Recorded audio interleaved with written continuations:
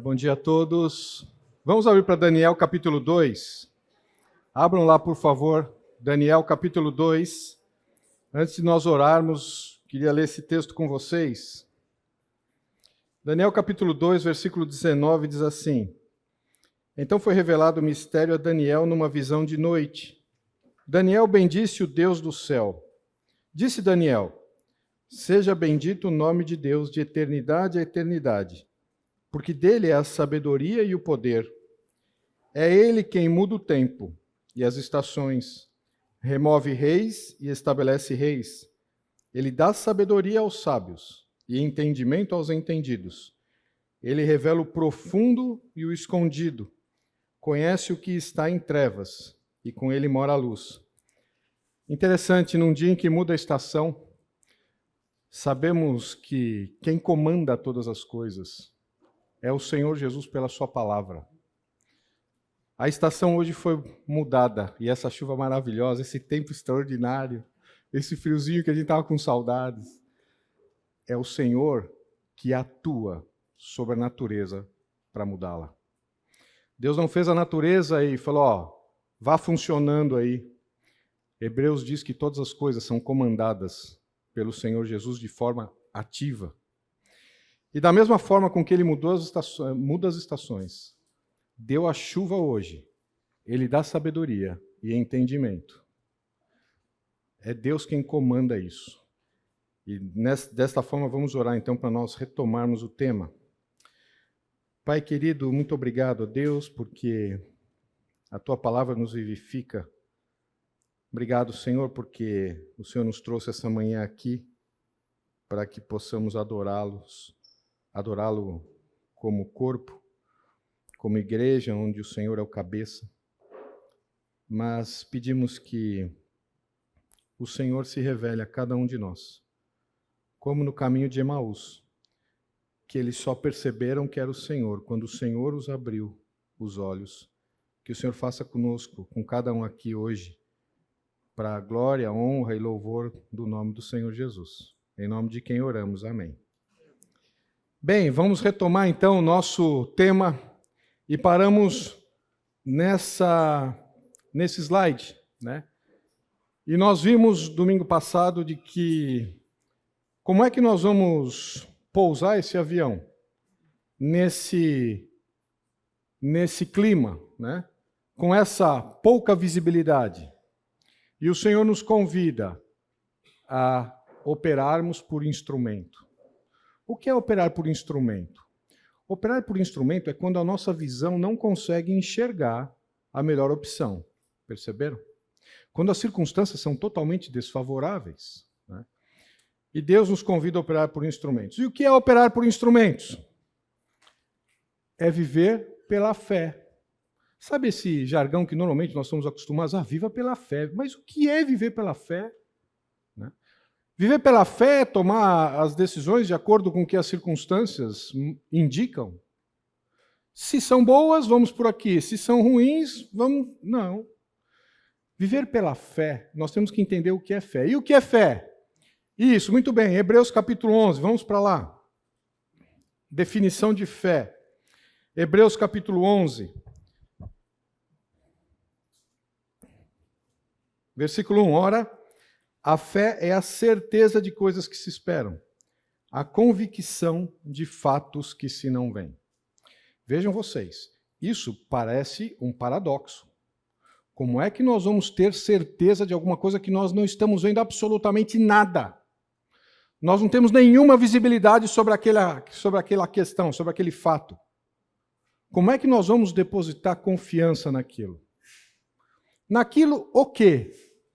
Fé, como nós dissemos, da mesma forma que sabedoria, conhecimento, entendimento, não é algo etéreo. A fé bíblica não é uma fé mística. A fé bíblica não é uma crença em algo que nós queremos muito. Eu quero muito, então eu tenho fé que isso vai acontecer. Não. Isso pode ser alguma coisa que queiramos muito, mas a fé bíblica tem condição. Veja, para que nós tenhamos certeza de alguma coisa que nós não estamos vendo, o que precisa acontecer? Imagine um fato futuro que você não tem a menor ideia que vai acontecer. Como é que você pode ter certeza absoluta de que aquilo vai acontecer? Entenderam a pergunta? Meio confuso? Então vamos lá. Deixa eu melhorar aqui um pouco. Ora, vamos para Romanos capítulo 4. Vamos entender um pouquinho na prática o que é fé. Romanos capítulo 4. E quem é o pai da fé? Abraão. O que aconteceu com ele? Vejam lá.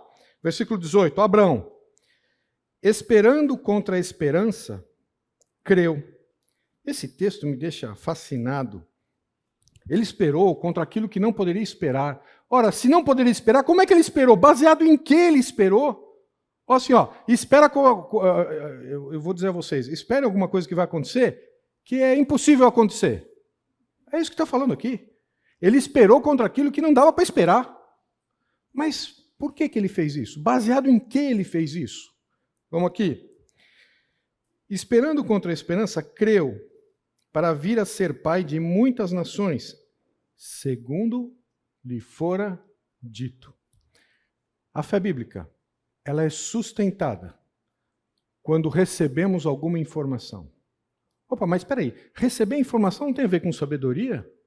Porque sabedoria é receber informação que eu entendo para aplicar. Olha que interessante, eu preciso entender, eu preciso conectar esses fatos. Porque fé é, segundo lhe fora dito. Por que Abraão teve uma convicção absoluta em esperar aquilo que era impossível esperar?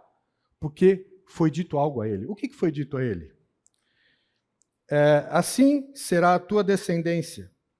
E sem enfraquecer na fé, embora levasse em conta o seu próprio corpo amortecido, sendo já de 100 anos, e a idade avançada de Sara. Ah, que extraordinário! A fé bíblica não é uma fé alienada. A fé bíblica leva em consideração as nossas possibilidades ou impossibilidades. E no caso de Abraão, eram as impossibilidades. Fala, Senhor, olha, o Senhor está falando isso? Né? E eu já estou adiantando aqui a segunda resposta, mas tudo bem. O Senhor está falando isso? Tá bom. Então, não dá. Eu tenho consciência de quem eu sou. E eu tenho consciência de quem minha mulher é. Eu tenho consciência do estágio em que nós estamos. E o Senhor está dizendo que eu vou ser pai de muitas nações. Mas foi dito isso. Vamos continuar o texto. E sem enfraquecer na fé, de novo 19. Embora levasse em conta o próprio corpo amortecido, já de 100 anos, e a idade avançada de Sara, não duvidou da promessa de quem? A fé bíblica tem dois fundamentos. O que falou e quem falou. A fé bíblica está baseada na fé de Hebreus 11, para nós termos uma firme convicção de fatos que a gente não vê, mas a gente tem certeza. Você tem certeza que você vai para o céu? Quem falou? Quando falou? Está na Bíblia de quem crê, e a Bíblia foi escrita por Deus. Então isso é fé. Que interessante. Portanto, fé não é aquilo que nós imaginamos que vai acontecer no futuro, ou que eu quero muito, aquele emprego, aquela situação, aquele casamento. Não. Isso não é fé. Isso é uma crença sua. Fé é aonde está escrito. E está escrito aonde Deus escreveu? Então eu posso depositar fé. Mas percebam, então que para depositar fé, nós temos que ter duas características fundamentais. Quais são? Isso, muito bem. Conhecer o que está sendo dito. Ora, é por isso que cristianismo sem estudar, e eu digo esse termo como estudar, não é ler a Bíblia, não. Você lê o seu livro de direito, de engenharia, de medicina, isso aí você lê. Isso aí você vai usar pouco tempo. Aqui nós vamos usar a eternidade. Então aqui tem a ver com caráter. Então a Bíblia é para ser estudada. Como a prata. Vamos cavar para buscar. Né? Então, primeiro, nós sabemos o que Deus está dizendo. Isso, acerca de todos os temas. Fale um tema. Isso, muito bem. Relacionamento. Está aí. Outro. Trabalho também. Que mais? O que Deus diz sobre a educação de filhos? O que Deus diz sobre finanças? O que Deus diz? Como é que deve ser o relacionamento em pais e filhos, filhos e pais, marido e esposa? O que Deus diz sobre governo, autoridade? O que é que Deus diz sobre isso? Veja. Então nós sabemos o que está sendo dito. Agora, quem diz? Quem diz? Tem credibilidade para dizer? Porque se não tem, Vamos deixar a Bíblia como qualquer outro livro que a gente deixa na estante e vamos ver quando dá tempo ler, né? Agora, se nós conhecemos quem está dizendo, não negligencie o que está sendo dito. Porque quem está dizendo é fiel para cumprir o que está dizendo, em todas as suas consequências. Estamos entendendo o que é fé? Fé não é um amuleto, fé não é alguma coisa que, não, eu não vou na igreja, eu tenho fé. Você está entendendo, compreendendo, conhecendo Deus que está falando e o que Ele está falando? Se não, não há fé. Perceberam? E isso tem tudo a ver com o tema sabedoria. Porque se nós temos uma informação, e esta informação sendo dita por quem está sendo dita, nós temos que depositar fé ou não. E nós, normalmente, em casa, eu converso com, e sou cobrado muitas vezes, né? Converso com a Carol, o Felipe e a Larissa sobre os temas que nós vamos falar. E semana passada eu falei, nós vamos falar sobre isso. Eu falei assim, nós vamos falar sobre fé. E o Felipe falou assim, você vai ler Hebreus 4:2?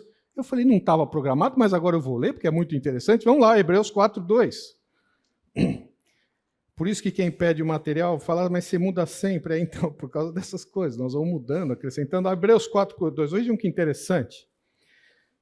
Versículo 1. Temamos, portanto, que, sendo-nos deixada a promessa de entrar no descanso de Deus, suceda parecer que algum de vós tenha falhado. Porque também a nós, prestem atenção, porque antes ele estava falando, até o 4:1 ele estava falando, até o 3, né? 19 estava falando dos espias da terra prometida, dos 10 que os 2 não puderam entrar por causa da desobediência, porque foram desobedientes, porque foram incrédulos na informação recebida. Ele estava falando sobre esse contexto. E aí Hebreus, aqui o escritor ao Hebreus chega aqui no versículo 2 e fala assim, agora eu estou falando para vocês que estão lendo aí. Não é mais para os espias ali, para o povo ali, agora é para vocês. Aqui, Porque também a nós foram anunciadas as boas novas, como se deu com eles. Mas a palavra que ouviram não lhes aproveitou. Eles ouviram a palavra? Deus falou com eles? E por que não valeu nada? Por que essa palavra não foi aproveitada? Por que a informação foi dada, mas não teve um resultado? Por quê? Visto não ter sido acompanhada pela fé naqueles que a ouviram. Percebam que, para nós chegarmos na sabedoria, precisamos passar pelo conhecimento entendido, ok? Entretanto, se vier o conhecimento, nós tivermos um entendimento, mas não depositarmos fé nessa informação, e desprezarmos e negligenciarmos esse conhecimento, e tomarmos a decisão por aquilo que bem entendemos, nós não vamos ter a sabedoria de Deus, porque a sabedoria de Deus, precisamos ter esse conhecimento entendido, onde nós exerçamos fé sobre isso. Porque o que foi dito e quem foi dito tem credibilidade e vai acontecer. Então eu vou tomar minha decisão baseado nisso. Mesmo que as circunstâncias estejam dizendo, não, fazer isso no século XXI não está na moda. Mesmo que eu não consiga enxergar que aquela decisão que Deus está dizendo não parece ser a melhor no momento, tome essa decisão. Porque é Deus quem está dizendo.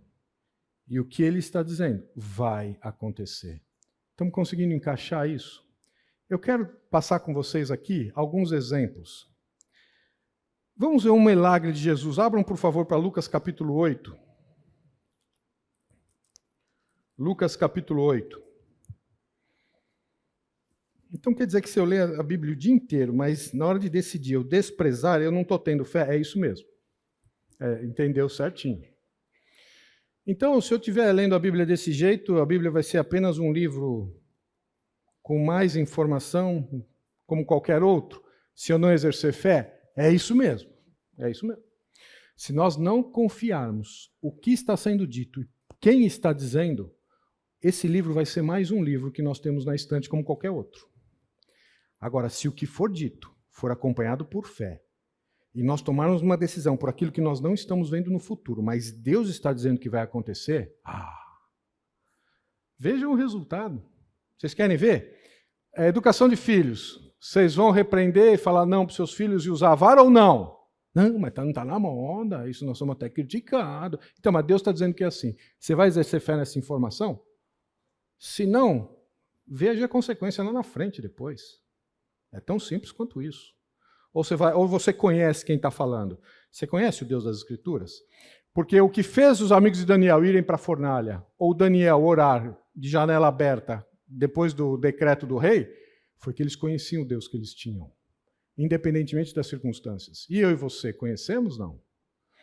Conhecemos a Deus? Conhecemos o que Ele está dizendo? Vamos exercer fé? A sabedoria de Deus vai inundar a nossa vida. Lucas capítulo 8, versículo 43. E é interessante aqui que nós temos dois casos com duas questões de saúde com 12 anos. Vejam que interessante. Nós não vamos estudar esse texto, eu só quero pensar aqui o tema da fé. Mas depois aqui, você falou assim, o que eu vou estudar? Não tenho nada para estudar essa semana, está aqui um tema, né? Duas pessoas com 12 anos. Vejam lá, versículo 42. Pois tinha uma filha única de uns 12 anos, Jairo, né? Que estava à morte. Enquanto ele ia, as multidões o apertavam. Certa mulher que havia 12 anos, que havia 12 anos vinha sofrendo de uma hemorragia, e a quem ninguém tinha podido curar, e que gastara com os médicos todos os seus haveres, veio por trás dele e lhe tocou na orla da veste, e logo se lhe estancou a hemorragia. Mas Jesus disse, quem me tocou? Como todos negassem, Pedro, como seus companheiros, disse, mestre, as multidões te apertam e te oprimem, e dizes, quem me tocou? O Pedrão falou, Jesus, matei aqui um monte de gente, está batendo na gente, estou pensando, e bate e aperta e tal. E só de repente fala assim, quem me tocou? Deve ter sido umas 300 pessoas, né? E olhem que interessante. Contudo, Jesus insistiu, versículo 46, alguém me tocou, porque senti que de mim saiu o poder. Vendo a mulher que não podia ocultar-se, aproximou-se trêmula e prostrando-se diante dele, declarou, à vista de todo o povo, a causa por que lhe havia tocado, e como imediatamente fora curada.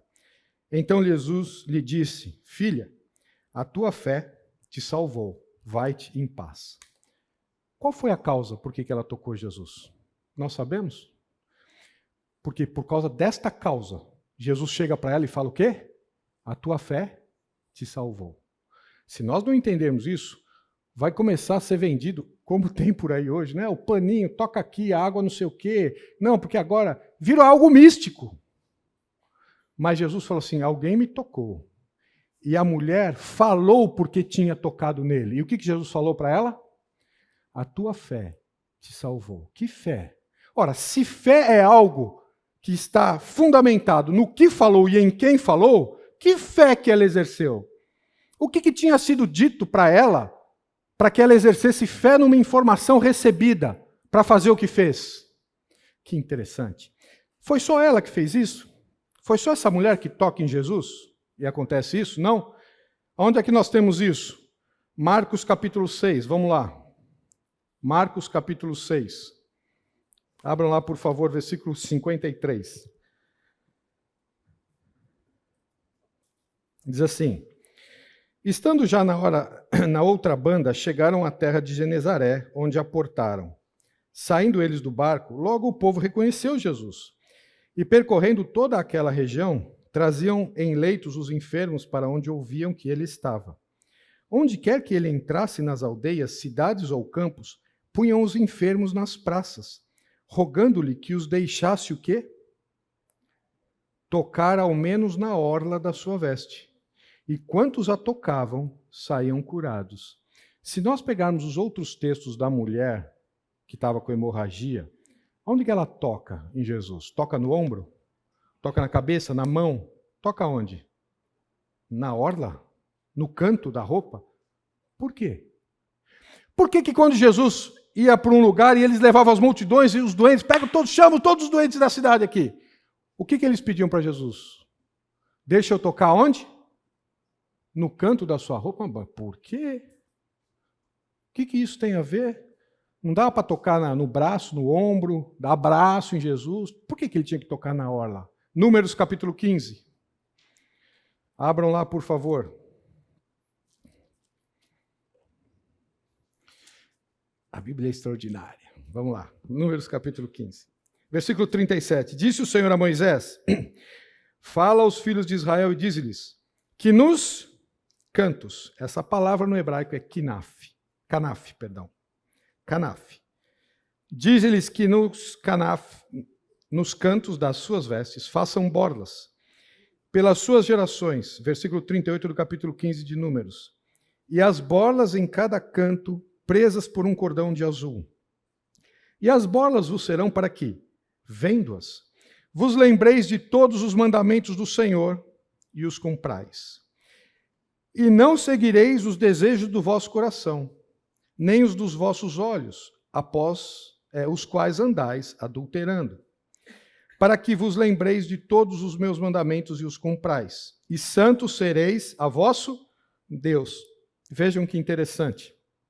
Todo judeu tinha uma roupa com cantos. E nesses cantos tinham que ter borlas. Para que as borlas? Para que quando ele fosse se vestir de manhã, ele olhasse e falou, opa, eu não posso fazer o que eu quero, eu tenho que fazer o que Deus está mandando. E no dia seguinte, opa, eu não posso fazer o que eu quero, eu tenho que fazer o que Deus está mandando. E no dia seguinte, isso, poderíamos ficar aqui a manhã inteira. E no dia seguinte? E no dia seguinte? Eu não posso fazer o que eu quero, eu tenho que fazer o que Deus quer. Nós vamos voltar a esse texto, guardem aí. Entenderam por quê? Ora, se todo judeu tinha uma veste, que tinha canto, que tinha borla, por que eles foram tocar na de Jesus? Por que não tocaram na de Pedro, que também tinha? Por que não tocaram na de Tiago, que também tinha? Por que não tocaram de qualquer judeu, que também tinha? Vamos para Deuteronômio capítulo 22.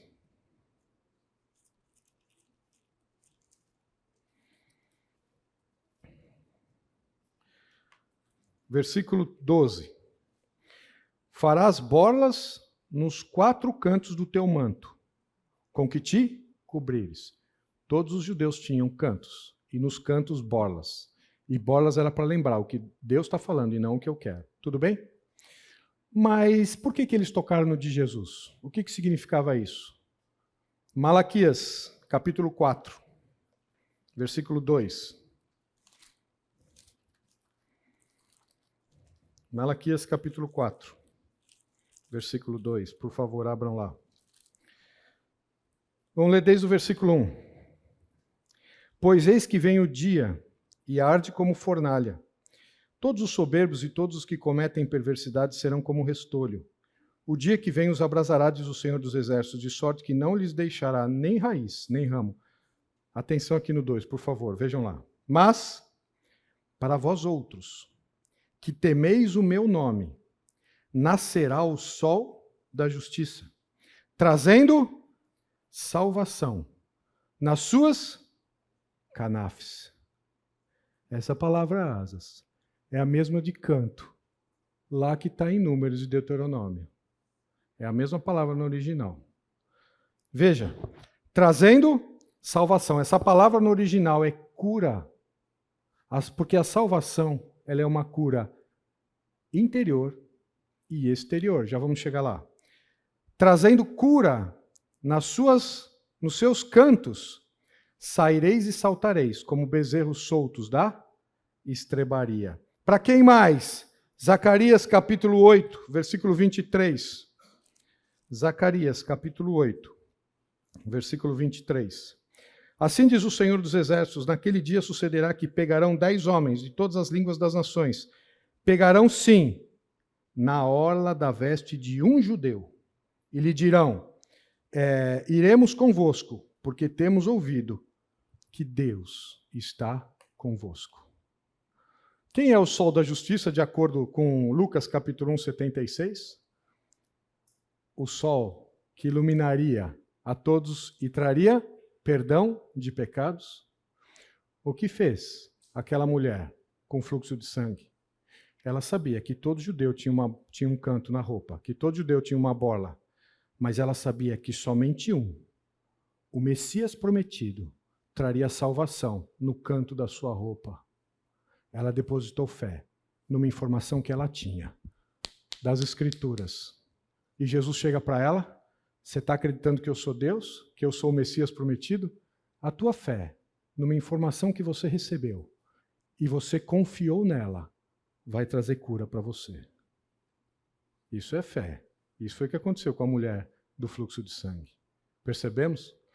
Ela não tocou na roupa, não, então a roupa de Jesus, então vamos pegar um pedacinho da roupa, vamos pegar um pedacinho da cruz, um pedacinho da água, um pedacinho...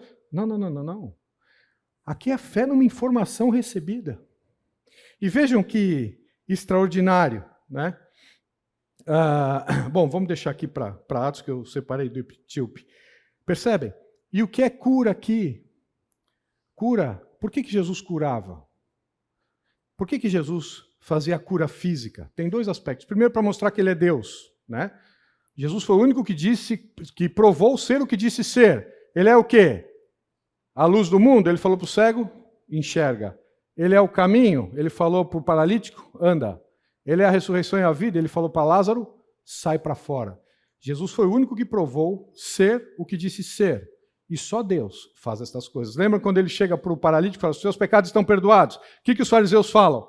Como assim? Só Deus pode perdoar pecados? Quem você se faz ser? Jesus chega para eles e fala assim, o que vocês preferem que eu diga? Os seus pecados estão perdoados ou levanta, toma o teu leite e anda? Qual a diferença? É que uma que não dava para ver e a outra dava para ver, né? Mas nas duas, só Deus faz. Só Deus perdoa pecados, está lá em Salmo. E só Deus faz alguém, um paralítico, andar. O que Jesus falou? Vocês querem crer por aquilo que vocês estão vendo ou vocês querem crer por aquilo que vocês estão ouvindo? Perceberam? Jesus fazia sinais para mostrar quem ele era. Mostrar a credencial. Ele mostrava a credencial. Eu e o Pai somos um. Lázaro, sai para fora. Entenderam? A água transformar em vinho. Né? Só quem fez as coisas maduras? Deus na criação. Né? Porque Adão não nasceu com 1 mês, né? 10 dias de vida. Adão Deus fez maduro. Como toda a criação Deus fez maduro. Só faz maduro Deus. E Jesus lá mostrando que é Deus. Esse é o primeiro. E o segundo aspecto? Sabe por que Jesus curou fisicamente? Para nós entendermos Isaías 53. O que diz Isaías 53? Eu não me lembro, então vamos abrir lá. Isaías 53. E a gente deveria andar hoje uns 10, 15 slides, nós não vamos sair acho que de meia dúzia, mas vamos lá, não temos pressa. Né? Mas assim você não vai acabar o programa. Não tem problema, precisamos ver o que nós estamos vendo com calma. Isaías 53. Versículo 4, certamente ele tomou sobre si as nossas enfermidades e as nossas dores levou sobre si, e nós o reputávamos por aflito, ferido de Deus e oprimido. Mas ele foi traspassado pelas nossas transgressões, moído pelas nossas iniquidades. O castigo que nos traz a paz estava sobre ele, pelas suas feriduras fomos sarados. Todos nós andávamos desgarrados como ovelhas, cada um se desviava pelo caminho, mas o Senhor fez cair sobre ele a iniquidade de todos nós. Fomos sarados? Ele vai trazer cura física como o fez, mas não significa que nós não vamos mais ficar doentes, como alguns entendem aí. Não, então se você é salvo, você não vai ficar mais doente, você não vai morrer do quê? Então de velhice, com 150 anos? Não, vai ficar doente sim, vai morrer, não tem nada a ver com a sua fé. Mas sabe por que Jesus curou? Vocês acham que Jesus deu vista ao cego para que ele pudesse ver mais meia dúzia de pôr do sol antes de morrer? Vocês acham que Deus deu vida a Lázaro para ele viver mais alguns anos e... Sabe por que Jesus fez isso? Para mostrar para nós o que ele faz isso. O que ele fez isso em mim e você, que é nascido de novo, espiritualmente. Nós éramos cegos espiritualmente, ele nos deu luz. Nós não conseguíamos caminhar espiritualmente, ele nos deu um caminho e como andar. Nós não, perceberam? Nós não tínhamos vida, estávamos mortos como Lázaro. Ele fala o quê? Lázaro, sai para fora. É porque aconteceu comigo e com você, que é nascido de novo, espiritualmente, todos esses milagres que Jesus fez fisicamente. Que extraordinário. Entendemos? Nós não conseguíamos ver, nós éramos cegos. Né? Os nossos entendimentos estavam cegados por Satanás, né? Diz Coríntios. Ele nos deu a luz. Ele abriu os nossos olhos. Percebemos o que aconteceu conosco espiritualmente? Foi o que aconteceu com eles fisicamente. É por isso que Jesus curava. Tudo bem? Jeremias 33. Abram lá, por favor. Jeremias, capítulo 33.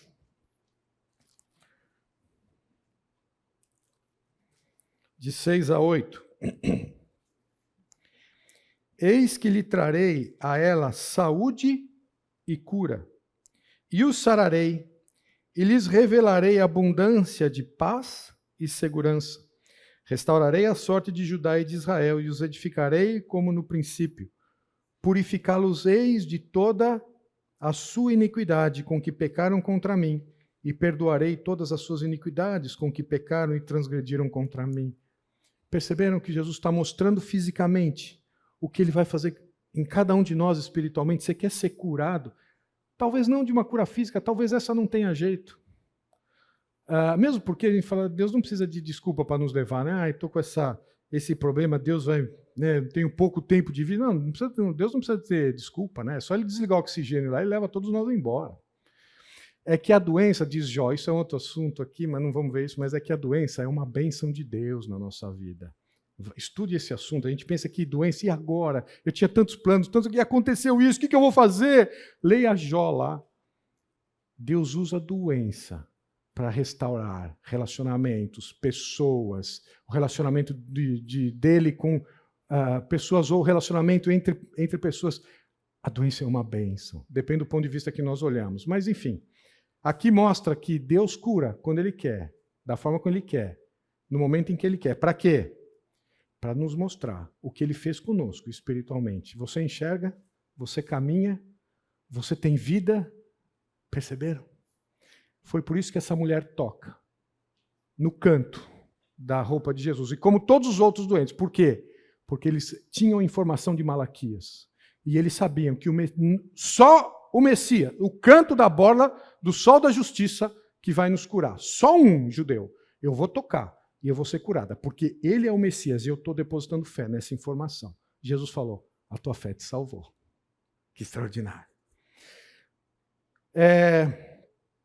Atos capítulo 8, etíope eunuco. Por que não tinha o nome dele, hein? Atos capítulo 8. Por que Deus, através do seu Espírito, ele registra aqui, e aqui em Atos capítulo 8, versículo 26, o seguinte fato. Um anjo do Senhor falou a Filipe, dizendo, dispõe-te e vai para a banda do sul, no caminho que desce de Jerusalém a Gaza. Este se acha deserto. Desculpa. E ele se levantou e foi. Isso eu acho extraordinário, hein? Olha o que acontece aqui. Deus, conhecedor dos fatos, passado, presente e futuro, ele é onisciente. Ele chega para Filipe e fala assim, ó, Filipe, faz assim, ó, Filipe, sai daqui e vai para lá, ó. Mas, Senhor, ó, que Filipe não questionou e Deus não insistiu, mas assim, ó, Filipe, assim, agora, ó, sai daqui e vai para lá. Ponto final. O que Filipe fez? Isso, saiu daqui, ele sabia quem estava falando e o que estava falando. Ele saiu daqui e foi para lá. Porque aconteceu um fato quando ele chegou, que estava acontecendo assim, ó, Deus sabia e fez assim, ó. Encontrar lá na frente, quando Filipe chegou, estava na hora certa de um fato. Ai, que Deus extraordinário. É o mesmo Deus que eu e você cremos, sabia? É o Deus das Escrituras. Filipe, sai e vai para lá. Filipe foi. Eis que um etíope eunuco. Por quê? Qual é o nome dele? Porque o nome aqui não interessa. Mas interessa que ele é etíope e interessa que ele é eunuco. Por quê? Vamos continuar. Alto oficial de Candace, rainha dos etíopes, o qual era superintendente de todo o seu tesouro que viera adorar em Jerusalém. O que ele foi fazer em Jerusalém? Adorar um etíope? Eunuco? Não era judeu? Da Etiópia? Quanto vocês acham que tem da Etiópia até Jerusalém? Qual é a distância? Isso, muito bem. Mais ou menos 2.500 quilômetros, em linha reta. Se ele pegasse um avião, pegar um avião e vou até Jerusalém. Quanto tempo demoraria? Só para nós termos ideia de referência. São Paulo, Porto Alegre estão em 1.000 quilômetros. Dá 1h30 de avião. Aqui dá 2h30, se tivesse avião. Mas dizem que o caminho não é em linha reta. Alguns dizem que é mais ou menos 4.000 quilômetros. De camelo? Cara, o que você foi fazer em Jerusalém? É para ir, porque é 4.000 para voltar. Ele já estava voltando. Ô, etíope, eunuco, eu preciso entender por que você foi fazer em Jerusalém, cara. Estava de volta e assentado no seu carro vinha além do profeta. Por que Isaías? Por que ele estava lendo Isaías 53 e não Salmo 23? Por que Isaías 53? Etíope, que andou cerca de, vamos colocar para baixo, 2.500 quilômetros de camelo para chegar em Jerusalém, 2.500 quilômetros para voltar para a Etiópia, o sul do Egito, e ele estava lá lendo Isaías 53. Por que você está fazendo isso? Nós temos que parar para entender por quê. Porque nós sabemos desse fato de que logo que ele termina, ele encontra quem? Vamos ler, que é extraordinário aqui. Vamos ler, porque é autoexplicativo. Versículo 29. Então disse o Espírito a Filipe, aproxima-te desse carro e acompanha-o. Olha lá. Aproxima-te desse carro e acompanha. Correndo, Filipe ouviu ler o profeta Isaías e perguntou, compreendes o que vens lendo? Ele respondeu, como poderei entender se alguém não me explicar? E convidou Filipe a subir e sentar-se junto a ele. Ora, a passagem da escritura que ele estava lendo era essa. Foi levado, acabamos de ler Isaías 53. Foi levado como ovelha ao matador e como um cordeiro mudo perante o seu tosqueador. Assim ele não abre a sua boca. Na sua humilhação lhe negaram justiça. Quem lhe poderá descrever a geração? Porque da terra a sua vida é tirada. Então o eunuco disse a Filipe, peço-te que me expliques. A quem se refere o profeta? Fala de si mesmo ou de algum outro? Então Filipe explicou e, começando por essa passagem da Escritura, anunciou-lhe Jesus. Seguindo eles fora, chegando a certo lugar onde havia água, disse o eunuco, eis aqui a água, que importa, que impede que eu seja batizado? Filipe respondeu, é lícito, se creres de todo o teu coração. E respondeu-lhe ele, disse, creio que Jesus é o Filho de Deus. Isaías 53, eunuco, não era judeu, era etíope, crê que Jesus é o Filho de Deus. Que história é essa? E aí, o que Filipe fez? Não, peraí, eu quero ver direito. O que ele fez? Olha lá. Ó. Filipe respondeu, é lícito se querer de todo o coração. Então, versículo 38, mandou parar o carro, ambos desceram a água e Filipe batizou o eunuco. Quando saíram da água, o Espírito do Senhor arrebatou Filipe, não o vendo mais o eunuco. E este foi seguindo o seu caminho cheio de júbilo. O que aconteceu aqui? Deixa eu só abrir um parênteses. Vamos para João capítulo 12, rápido, um parênteses bem curto este. João capítulo 12, eu acho isso aqui extraordinário. Versículo 20. E aqui nós estamos vendo onde é que os gregos entram nessa história. Olha só que interessante. Provavelmente o eunuco estava aqui. Ó. Ora, entre os que subiram para adorar durante a festa, ele foi adorar durante a festa. O que são os sábados? Nós temos sábados semanais e sábados anuais. Sábados anuais são os feriados. Quais são os feriados em Israel? Isso, 7.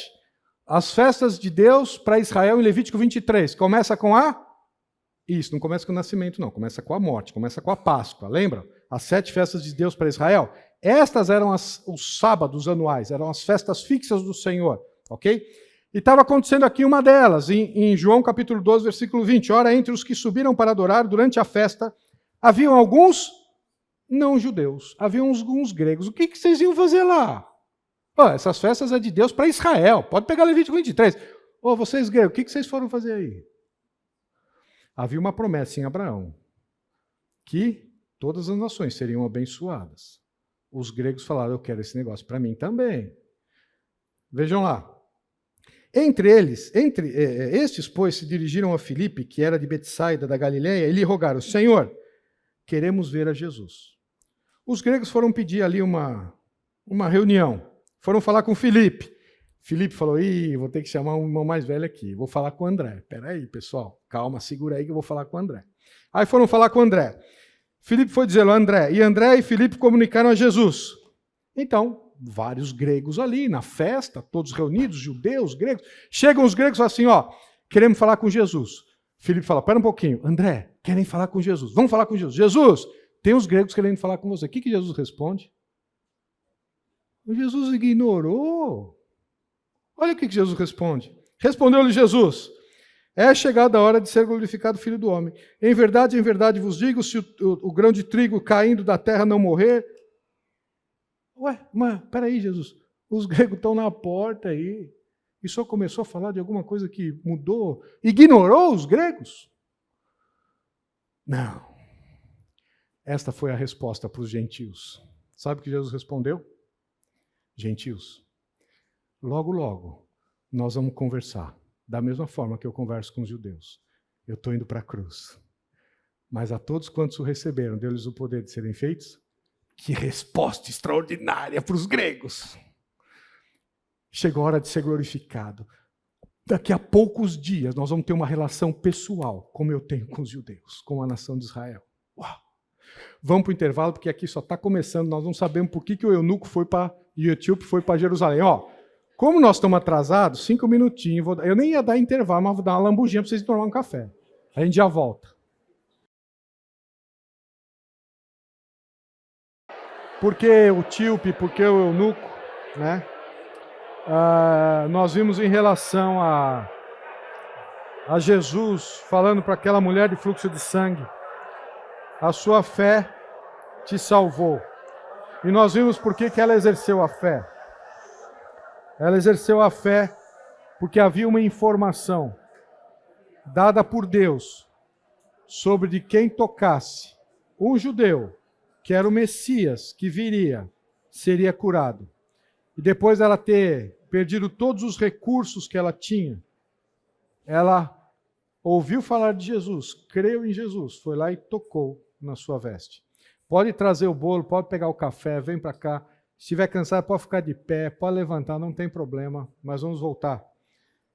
Dante, eu não ouvi o sinal, nem eu, mas não tem problema. Daqui a pouco ele toca, fiquem tranquilos.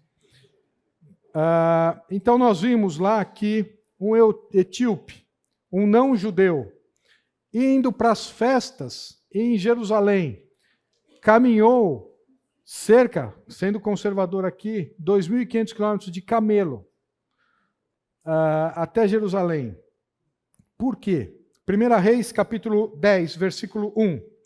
Deixa eu fazer uma pergunta antes que vocês estão abrindo. 1 Reis 10, 1. Por que a rainha de Sabá foi conhecer Salomão? Por quê? Vamos lá, me ajudem aqui. Por causa da...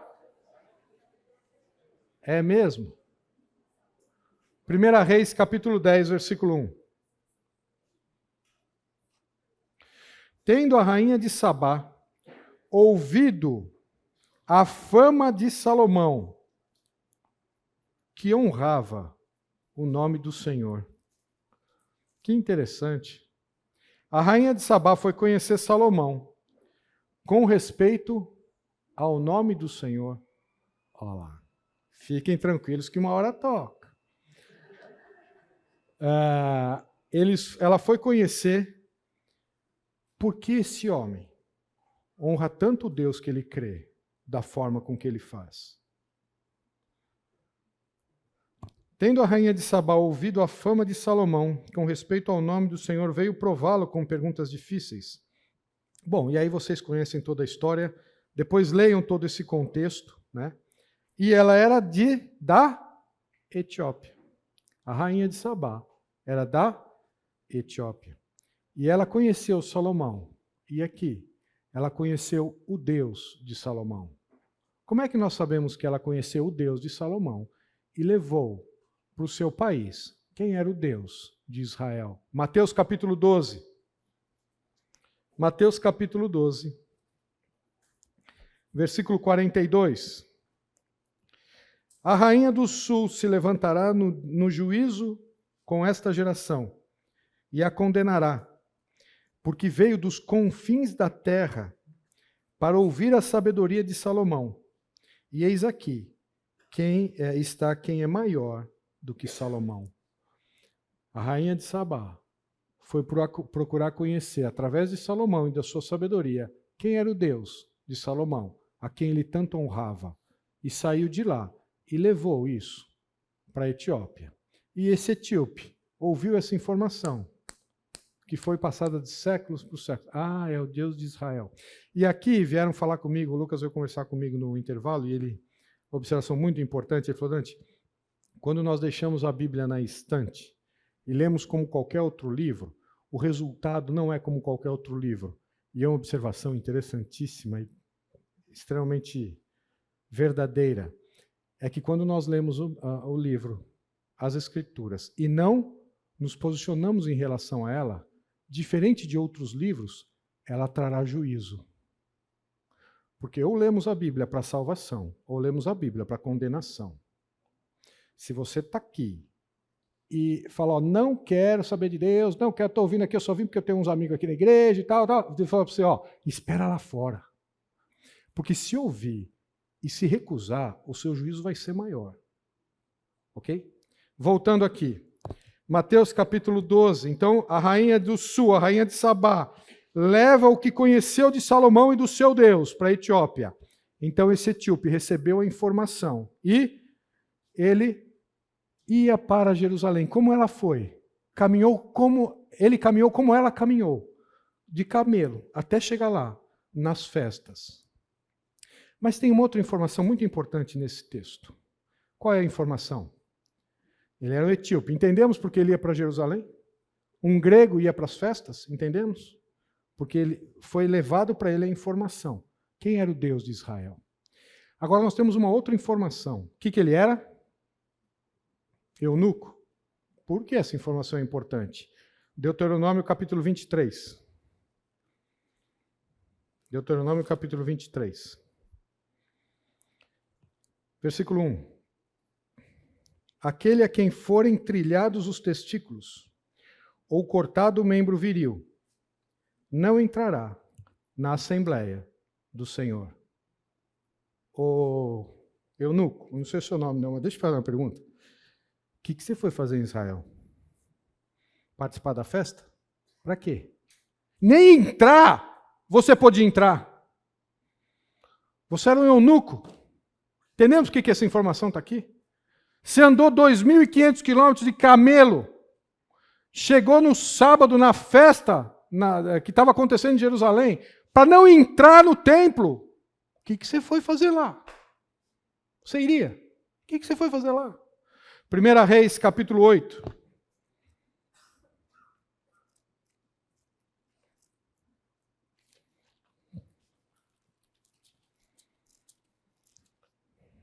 Versículo 41 a 43.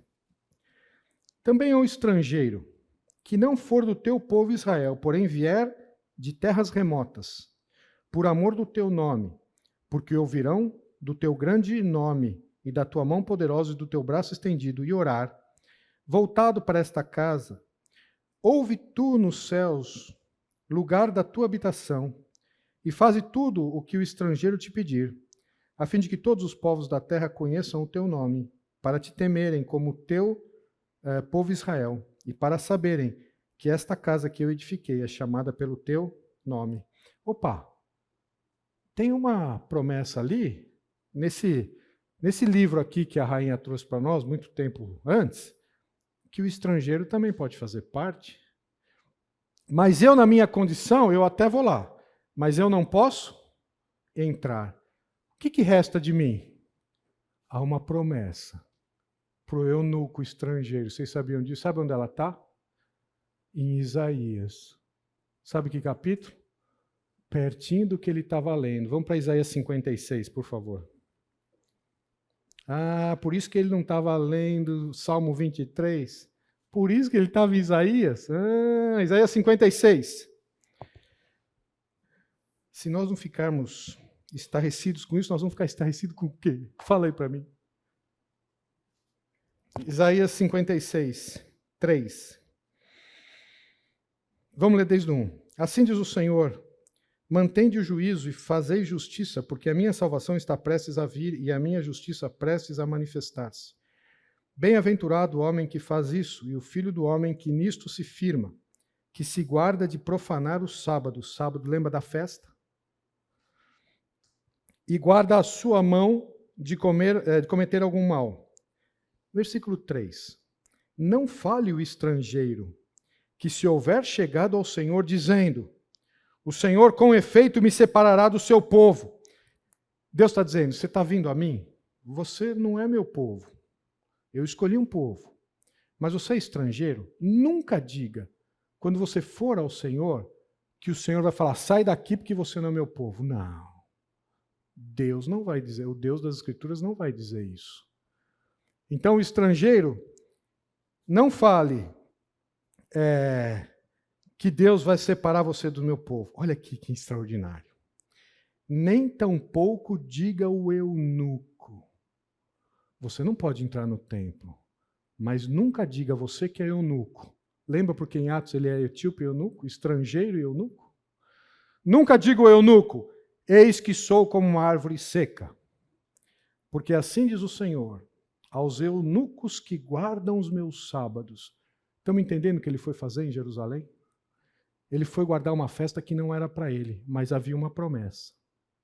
Aos eunucos, que são estrangeiros, mas guardam as minhas festas. E escolhem aquilo que me agrada e abraçam a aliança. Darei na minha casa e dentro dos meus muros um memorial e um nome melhor do que os filhos e filhas, um nome eterno. Darei a cada um deles, que nunca se apagará. Aos estrangeiros que chegam ao Senhor para o servirem e para amarem o nome do Senhor, sendo desse modo servos seus, sim, todos os que guardam o sábado, não o profanam e abraçam a minha aliança, também os levarei para o meu santo monte e os alegrarei na minha casa de oração. Os seus holocaustos e os seus sacrifícios serão aceitos no meu altar, porque a minha casa será chamada casa de oração para todos os povos. Esse eunuco creu numa informação. Havia uma informação que, mesmo sendo estrangeiro, morando a 2.500 quilômetros de distância, se ele guardasse o sábado ou a aliança, mesmo como eunuco, haveria um dia em que alguém o colocaria dentro do templo. Ele acreditou nessa informação. E quando Deus chega para Filipe e fala assim, eu conheço o coração de um eunuco etíope, que está voltando, ele veio, vai falar com ele. Perceberam por que ele estava lendo Isaías 53? Porque ele deve ter feito mais ou menos assim, nota de quem vos fala. Quem que é ele? Onde é que está esse que está... Isaías 53 fala de alguém.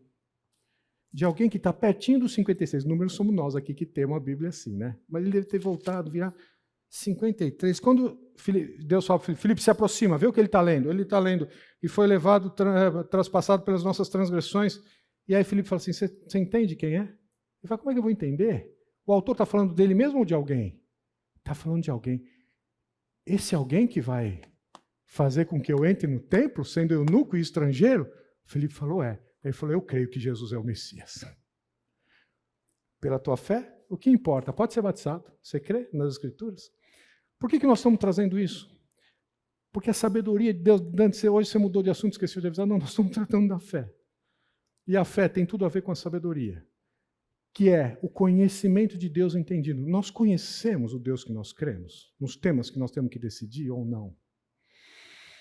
Porque se nós não conhecermos, nós não vamos ter como depositar fé numa informação. Nós não temos a informação. Nós temos que ler. Você já está acordando às 4 horas da manhã? Não, mas para aquele emprego você ia acordar, né? Não está acordando ainda?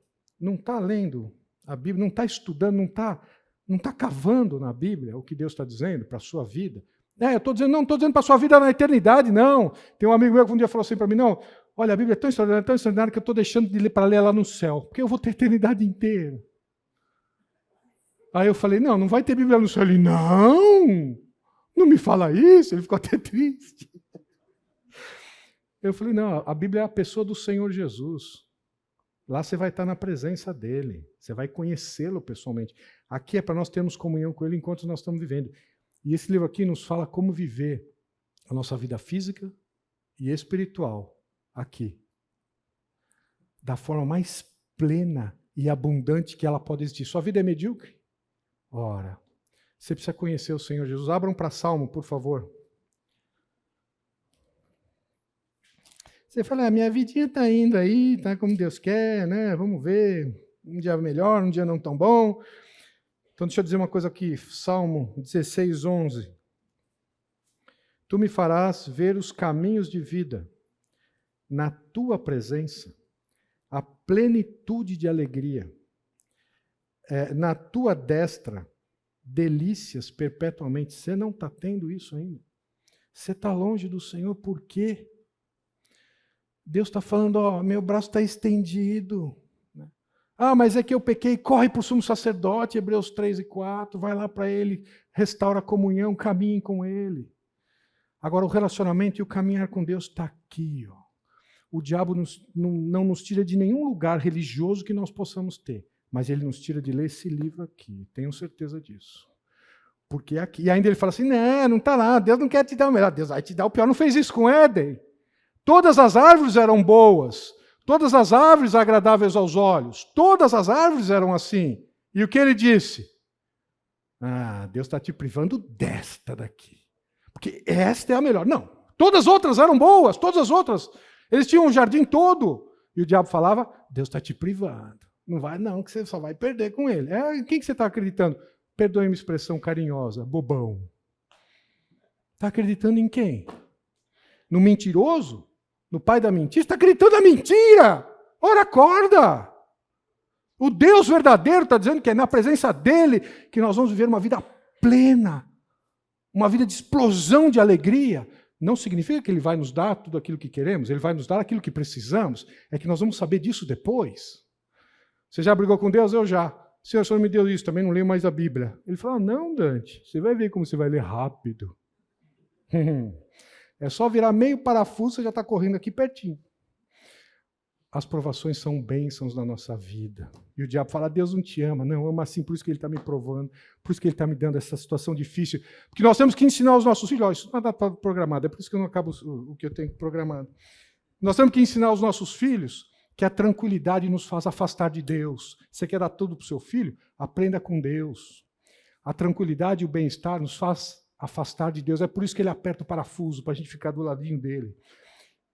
Se você tivesse tudo bem, com conta bancária cheia, com saúde, nenhum problema de relacionamento, um trabalho promissor, você estaria aqui? Muitos de nós talvez não, hein? É por isso que nós estamos aqui. É por isso que Deus nos traz aqui. Porque Ele está falando, eu vou te dar o que você precisa, não o que você quer. Porque o que você quer é você uma criancinha, nós somos aquela criancinha de 2 anos que é aquela faca afiada de churrasco, né? Deus está falando, não vou dar. Não, é que o senhor não gosta de mim. Não, eu amo você, é por isso que eu não vou dar. Senão você acaba com seu irmão e com você. Né? Perceberam? Na presença de Deus, há uma explosão de alegria. Você não está vivendo isso ainda? Por quê, meu irmão? Para terminarmos, Daniel. Por que Daniel orava 3 vezes por dia? Não dava hora, mas fecha a janela, né, Daniel? Para que você vai se expor desse jeito? Vai até para a cova dos leões. Sabe por quê? Porque existia uma informação que Daniel acreditava. 1 Reis, capítulo 8, versículo 46. Diz assim, aqui é quando a oração de Salomão, na inauguração do templo, né? Que Deus chega para Davi fala, Senhor, eu estou aqui pronto para construir o reino. Senhor, agora Deus fala, não vai ser você não. Mas para Davi, um homem segundo o coração de Deus. Isso aí é um outro estudo, não vamos entrar nisso não. Deus falou, não é você não, Davi. É teu filho, Salomão, que vai construir. E aqui constroem o templo. E vejam que interessante. E aqui é uma oração feita no versículo 22 do capítulo 8. Pôs-se Salomão diante do altar do Senhor, na presença de toda a congregação de Israel, estendeu as mãos para o céu e disse, e aí ele começa. Só que vejam no versículo 46. Quando pecarem contra ti, pois não há homem que não peque, e tu te indignares contra eles, e os entregares às mãos do inimigo, a fim de que os leve cativos à terra inimiga, longe ou perto esteja. Estava acontecendo com Daniel isso? Daniel tinha pecado juntamente com o povo? Foi levado para uma terra cativa e distante? O que tinha que acontecer aqui? E na terra onde forem levados cativos, caírem em si. É a mesma coisa que Deus faz conosco quando pecamos e nós não temos consciência, não temos consciência. De repente, o que eu fiz? Onde eu estava com a cabeça? Caírem em si. E se converterem, e na terra do seu cativeiro te suplicarem, dizendo, pecamos, e perversamente procedemos, e cometemos iniquidade. E se converterem a ti de todo o seu coração e de toda a sua alma na terra de seus inimigos, que os levarem cativos, e orarem a ti, voltados para a sua terra que deste a seus pais, e para esta cidade que escolheste, e para a casa que edifiquei no teu nome. Entendendo por que Daniel orava do jeito que orava, da forma que orava? Daniel estava dizendo, eu pequei. O Senhor nos levou cativo, mas estou arrependido. E há uma promessa de que se nós orarmos voltados para a cidade e para o templo, o que vai acontecer? Versículo 49. Ouve tu nos céus, lugar da tua habitação, a sua prece e a sua súplica, e faze-lhes justiça. Perdoa ao teu povo que houver pecado contra ti, todas as suas transgressões que houverem cometido contra ti, e move tua a compaixão aos que os levaram cativos, para que se compadeçam deles, e aí Deus restaura. Daniel orava do jeito que orava. Não era uma coisa mínima, não era uma coisa, eu vou orar 3 vezes, não. Porque havia uma promessa. E orava assim, quem estava arrependido do coração, e Deus iria restaurar ele e a sua nação. E Daniel falou, posso ir para a cova, mas não vou deixar de observar uma promessa de Deus, que para aqueles que se arrependerem e se voltarem para ele, Deus vai voltar e vai fazer justiça, e vai para que esse povo seja amenizado para nos liberar. Deus está dizendo isso. Portanto, eu vou orar desse jeito, voltado para Jerusalém e para o templo. Como é que está a nossa vida? Nós estamos orando com essa convicção, porque eu vou dizer a vocês, se nós vivermos de acordo com o que Deus está dizendo, Deus não vai falhar. Deus não vai contra a sua palavra. Você está fazendo o que Deus está dizendo? Não, mas aqui não está muito na moda as mulheres serem submissas. Você está fazendo o que Deus está dizendo? Deus vai honrar. E Deus vai cumprir o que Ele está dizendo nas suas consequências. Não está fazendo? Mas eu vou na igreja todo domingo. Não, mas é que eu tenho um monte de amigo que é crente e tal. Você vai sofrer consequência da desobediência. E Provérbios 1, Deus está falando, não vou ouvir quando o negócio complicar. Você vai sofrer a consequência. Eu vou até te perdoar, mas você vai sofrer a consequência do seu ato. Está claro? As escrituras estão claras? Tudo bem? Estamos terminando a primeira parte do nosso estudo sobre sabedoria. Deveríamos ter terminado, talvez, 1 ou 2 domingos atrás. Mas nós vamos dar uma acelerada, né? Se nós pudéssemos resumir aquilo que vimos até agora, eu sugiro que vocês talvez guardem essa frase. A sabedoria de Deus é exercer fé nas informações e comandos das Escrituras, compreendendo-os pelo Espírito Santo, o Espírito de Deus, e obedecendo-os de forma prática nas decisões do dia a dia. Quer ter a sabedoria de Deus? Dante, com isso nós terminamos o estudo? Não, isso aqui só foi a introdução. É a primeira parte, só a introdução. Nós vamos começar a ver o que é a sabedoria de Deus, porque agora nós vamos ver daqui a pouco. Não hoje, né? Nós vamos ver o que é conhecimento, o que é entendimento, o que é sabedoria. Quem tem a sabedoria de Deus, quais as consequências? Quem não tem a sabedoria de Deus, quais as consequências? Vamos ver tudo isso daqui para frente. Vou reler. A sabedoria de Deus é exercer fé nas informações e comandos das Escrituras, compreendendo-os pelo Espírito de Deus e obedecendo-os de forma prática nas decisões do dia a dia.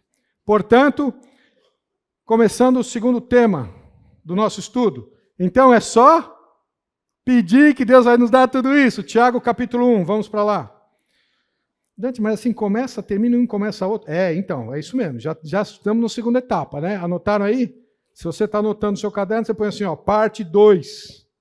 Vamos lá, Tiago capítulo 1. E a parte 1, nós acabamos agora com essa frase aí. Não, mas eu anotei. Bom, tirou foto? Não, mas depois você pega, então, o material que está lá. É só pedir sabedoria que Deus vai dar tudo isso? Tiago capítulo 1, versículo 2. Olha aqui como é bênção, né? Meus irmãos, tende por motivo de toda alegria o passarem por várias provações. A provação é pedagógica na nossa vida. A provação muda o nosso caráter, a provação muda o foco de quem nós confiamos. A provação é extraordinária. Quando nós compreendermos o que é provação, e eu não estou falando de... São 3, né? Tentação, repreensão e provação. Parece que é tudo a mesma coisa, mas não é não. Né? Tentação não vem de Deus, repreensão e provação sim. Repreensão é para filho. E não é para incrédulo, mas esse estudo é estudar. Eu não sabia o que ia estudar essa semana. Estuda provação, tentação e repreensão. Aqui ele está falando de provação. Vejam lá. Sabendo que a aprovação da vossa fé, uma vez confirmada, produz perseverança. Ora, a perseverança deve ter ação completa para que sejais perfeitos e inteiros, e em nada deficientes. Se, porém, algum de vós necessita de sabedoria é esse conhecimento percebido para viver a aprovação, para entender que vai apurar a fé, mexer no caráter, né? Se alguém necessita de sabedoria, peça a Deus, que a todos dá liberalmente, e nada lhes impropera, ele será concedido. E aí você fecha a Bíblia, eu vou orar a noite inteira, porque amanhã eu vou ter sabedoria de Deus. Não vai, não. Sinto muito. Porque o texto não termina aí. O texto continua. Vai conceder para todo mundo que pedir? A resposta é não. Versículo 6. Peça, porém, com fé, em nada duvidando, pois o que duvida é semelhante à onda do mar, impelida e agitada pelo vento. Não suponha esse homem que alcançará do Senhor alguma coisa. Homem de ânimo dobre, ou homem de duas almas, ou homem sem exclusividade, ou homem que não é inteiro. Homem de ânimo dobre, inconstante em todos os seus caminhos.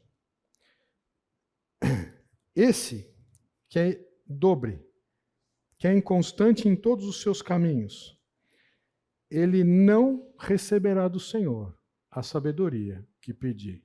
Sabe por quê? Porque Deus sabe que a informação que Deus der a ele e o entendimento que Deus der a ele, para que ele tenha sabedoria que na hora de decidir, sabe o que ele vai fazer? Ele vai dizer assim, sabedoria de Deus, sabedoria do mundo, sabedoria de Deus, o que eu penso. Dessa vez, eu não vou decidir por Deus, não.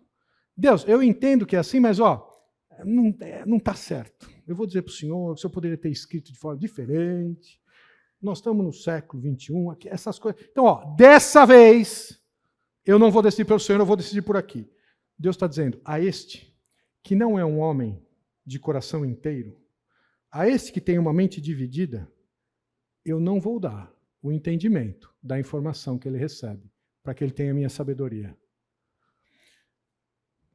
Mas isso, Dante, é muito sério. Mas é muito sério mesmo. Porque não é um problema de atitude. Não é um problema de decisão, é um problema de natureza. Quer ver? Tiago capítulo 4. Abram lá, por favor. Tiago capítulo 4. Adúlteros, o versículo 4, né? 4:4, desculpa. Adúlteros ou infiéis, não compreendeis que a amizade do mundo é inimiga de Deus?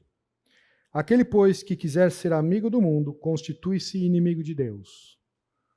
Essa é a condição que Deus está dizendo. Você quer ver uma vida cristã? É do jeito de Deus, da forma de Deus, como Deus está dizendo. Não, mas nesse caso aqui eu não quero não, então pode ir embora. Não foi isso que Jesus falou em João capítulo 6? Quando ele falou, quem não comer da minha carne, não beber do meu sangue, não tem parte comigo. O que começou a acontecer? Esse discurso está muito complicado. Esse negócio aí é muito pesado. Nós começaram a ir embora. E aí, quando Jesus deve ter levantado a cabeça aqui, só viu os 12, né? Deve ter olhado. O que ele falou? Não, espera aí, não foi bem isso que eu quis dizer, não. Espera, volta. Ele fez isso? Não? O que ele fez? Falou para os 12, aproveita, vão embora também. O que vocês estão fazendo aqui? Cai fora.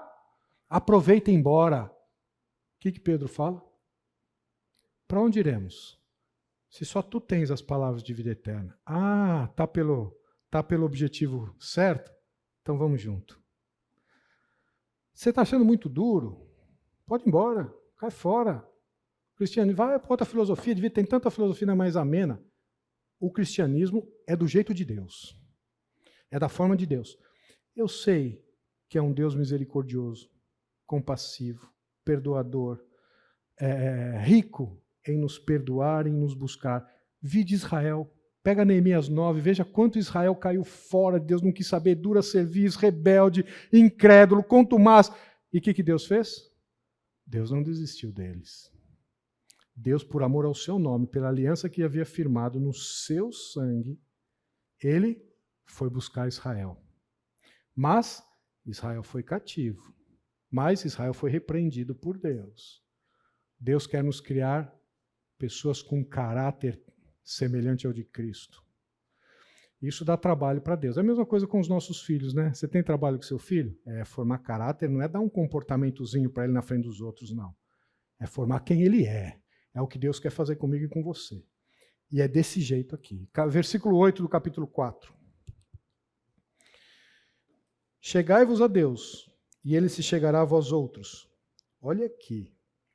Purificai as mãos, pecadores, e vós que sois de ânimo dobre, de coração dividido, que não é inteiro e não exclusivo, limpai o vosso coração.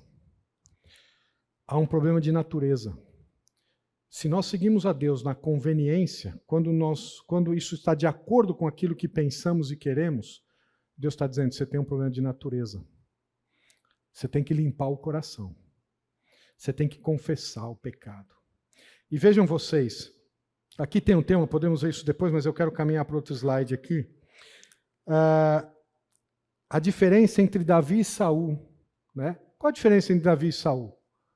Nós vemos lá em Atos capítulo 13, não vamos abrir, depois vocês leiam lá, por favor. Atos capítulo 13 diz que Deus deu a Saul, Deus deu um rei a Israel, que é Saul, e depois Deus deu um rei que era Davi. Davi, um homem segundo o coração de Deus. O que é ser um homem segundo o coração de Deus? Que não peque? Ora, não dá para dizer isso de Davi, né, pessoal? Conhecemos aí a história dele. Adúltero, assassino. Como assim um homem segundo o coração de Deus? É só continuar o texto de Atos capítulo 13 que diz o quê? Aquele que faz toda a minha vontade. Davi não tinha um coração dividido, apesar de ser um pecador que era. Mas Davi sabia que fazer a vontade de Deus, quando ele pecasse, o que ele tinha que fazer? Se arrepender e oferecer sacrifício. Um homem segundo o coração de Deus. Eu e você vamos pecar. Mas há a solução de Deus, na sua vontade, que quando pecamos, o que temos que fazer? Corre para Ele, confesse o pecado, restaura a comunhão, restabeleça o relacionamento e próximo passo. Deus com isso vai formando o nosso caráter. Perceberam? Se houver um coração dividido, Deus não vai dar a sua sabedoria. Quem é o coração dividido? Depois vocês leiam esses textos, mas eu quero chegar lá em Números. Coração dividido é um inconstante. O coração dividido é que eu faço o que Deus quer que eu faça quando me é conveniente ou me é favorável. Quando não me é favorável e não me é conveniente, vou fazer o que eu quero. Ah, é? Então faz o que você quer em qualquer circunstância, não só quando lhe é conveniente, não. E não coloque a Deus no meio da sua vida. Se não quiser fazer isso, Dante, mas é muito difícil. Não, não é difícil, não. Aí uma vez eu já falei isso para vocês, né? Eu fui falar isso num grupo, a pessoa falou, por quê? Porque você consegue? Não é muito difícil. Eu falei, não, porque é impossível para nós. E aí, ó, um outro estudo aí. Quantos já tem? Já tem uma meia dúzia que eu falei aí, né? Vocês já anotaram todos que vocês vão fazer. Não, né? Não lembro mais. Então anota esse aqui, ó. Nós estamos entendendo o que Deus faz no novo nascimento? Em Ezequiel, quando ele diz, tirarei de vós o coração de pedra e colocarei o coração de carne. Sabe o que significa isso? Quando Deus diz, darei a vocês um único coração, sabe o que é isso? Deus, quando nascemos de novo, Ele coloca em nós a capacidade de termos um coração não dividido. Ah, quando eu era incrédulo, eu não tinha condição de obedecer ao Senhor. Não, éramos escravos. Você já viu um escravo no Egito levantar e falar... 40 graus na sombra? Não vou fazer pirâmide hoje. Não vou. Pode vir me tirar. Não vou me tirar da cama. Ele podia? É escravo. Podia nada. Quando eu e você éramos escravos do pecado, nós não tínhamos a condição de decidir não pecar. Nós éramos escravos. Escravo não decide, escravo cumpre. Eu e você, Deus nos chama de escravos do pecado antes do novo nascimento. Não tínhamos condições de obedecer a Deus. Deus ia falar, nós não íamos fazer. Deus ia falar, nós não íamos fazer. Não está em nós obedecer. Mas quando Deus tira de nós o coração dividido e coloca em nós um único coração, que pode ter uma única mente, porque agora nós temos a mente de Cristo, e podemos ponderar de acordo com a eternidade os conceitos eternos de Deus, agora quando Deus disser, por aqui, Senhor, eu não estou vendo, essa decisão vai ter que ser por aparelhos. Torre de controle, Senhor, Onde é que está? Está aqui, agora é por aqui? Então é por aqui. Não, mas você vai perder, você vai deixar, você vai não vai ter o melhor. Senhor, o que está dizendo? O que estão dizendo os instrumentos? É por aqui que eu vou.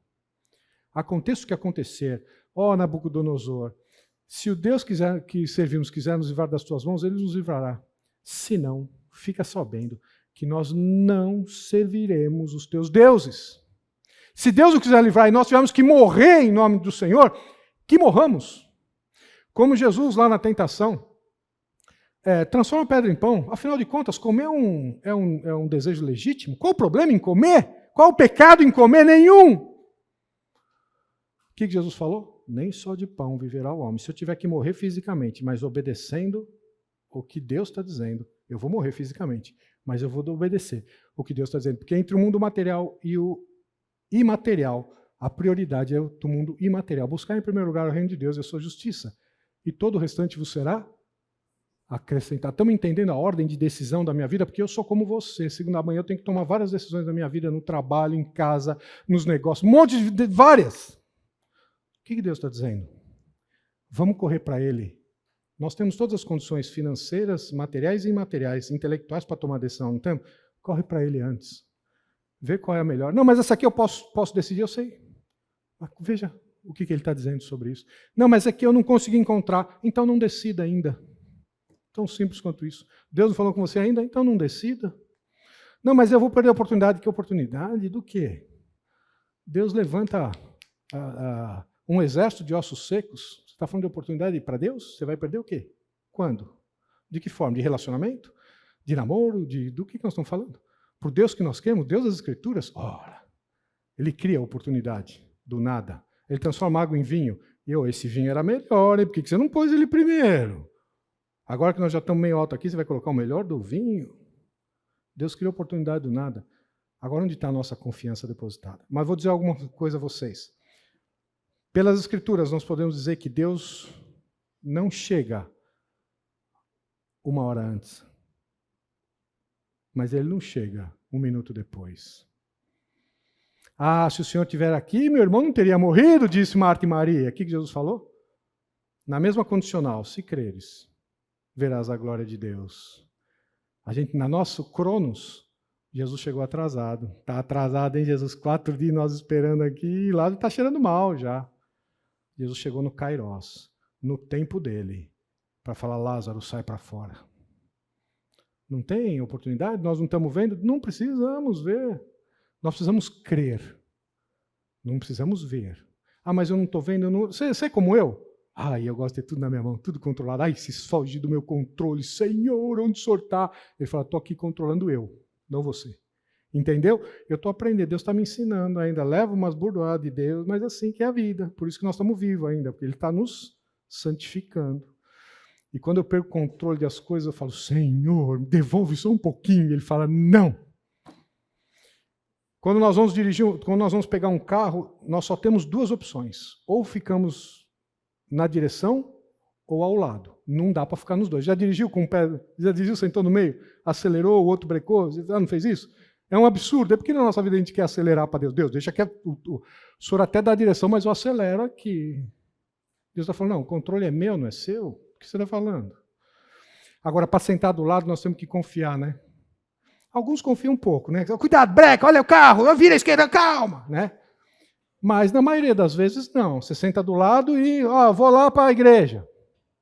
Você não questiona, era para ter virado à esquerda, pegou à direita. Nós vamos chegar na igreja, eu conheço quem está dirigindo. Perceberam?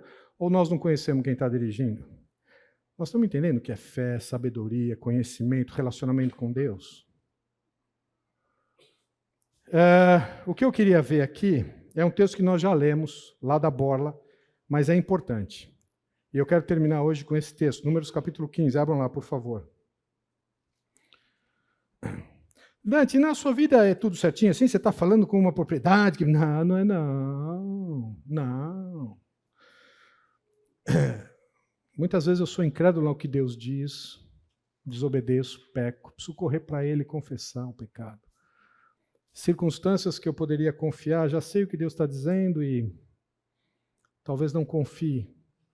Algumas coisas que eu quero estar no controle, quando me foge do controle, Senhor, não faça isso comigo, que eu vou entrar aqui. Deus fala, estou fazendo. Você é o Dante? É com você mesmo, que não vai controlar.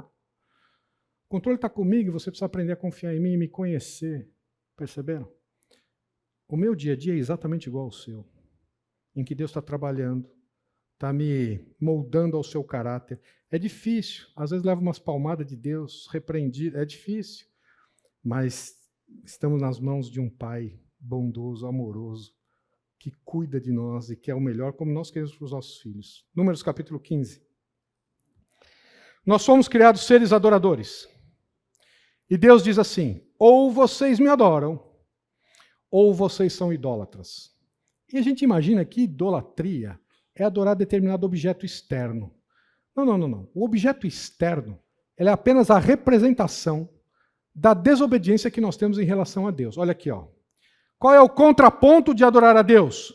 É adorarmos a nós mesmos. O objeto externo é apenas essa exteriorização de onde está o nosso coração. Números capítulo 15, versículo 39. E as borlas, vocês já leram, eu vou ler rápido porque a gente já leu esse texto. E as borlas os serão... mas na primeira vez você leu rápido também. Bom, mas já li 2 vezes rápido, então fica uma devagar, né? E as borlas os serão para que, vendo-as, vos lembreis de todos os mandamentos do Senhor e os cumprais. E não seguireis os desejos do vosso coração. Cumprir os mandamentos de Deus é o contraponto de cumprir os nossos. Se cumprirmos os nossos, não estamos cumprindo os de Deus. Se cumprirmos os de Deus, não estamos cumprindo os nossos. Eles são antagônicos. O que eu quero, por isso que o Espírito milita contra a carne e a carne contra o Espírito, para que nós não façamos aquilo que nós queremos. Lembram desse texto? Lá de Paulo? Há uma guerra constante. Em a carne puxando para baixo, os nossos 3 inimigos, né? Satanás, o mundo e a carne, nos puxando para baixo, e o Espírito nos mantendo na palavra. Então, ou é a palavra de Deus, ou somos idólatras. Aqui um exemplo para nós terminarmos. Dante, já está quase tocando o sinal. Então, faltam 2 minutos aqui pelo meu. Segura aí, olha lá. Lembram do bezerro de ouro? Êxodo 32? Eles fizeram o bezerro de ouro. Vamos imaginar que o bezerro de ouro seja essa cadeira aqui, ó. Eles fizeram o bezerro de ouro, é claro que é diferente, mas vocês estão imaginando, é um bezerro aqui, imaginaram? Tá bom, aqui, ó. Um ser inanimado, como o bezerro, né? Olha para ele, o que eles falaram? Nós queremos um líder que nos leve para o Egito. Me leva para casa hoje, vamos lá, cadeira. Para onde eu vou? É isso aí, não sai do lugar, né? Para eles também não saiu, 2 minutinhos só, 1,5, vai, já terminamos. Não sai do lugar, será que eles não eram pessoas inteligentes? Será que eles tinham um problema de raciocínio? Não, eles eram mais inteligentes que nós. Quanto mais próximo da criação, mais inteligente o ser humano é. Esse negócio de Idade das Cavernas é um contraponto diabólico para invalidar as escrituras, mas isso é um outro estudo, hein? Mas, eles eram muito inteligentes, né? E aí, fala, mas essa cadeira não sai do lugar, o bezerro de ouro também não sai do lugar. O que ia fazer com que eles voltassem para o Egito? Atos capítulo 7. A resposta está lá em Atos 7. Êxodo 32 está lá em Atos 7. Abram lá, por favor.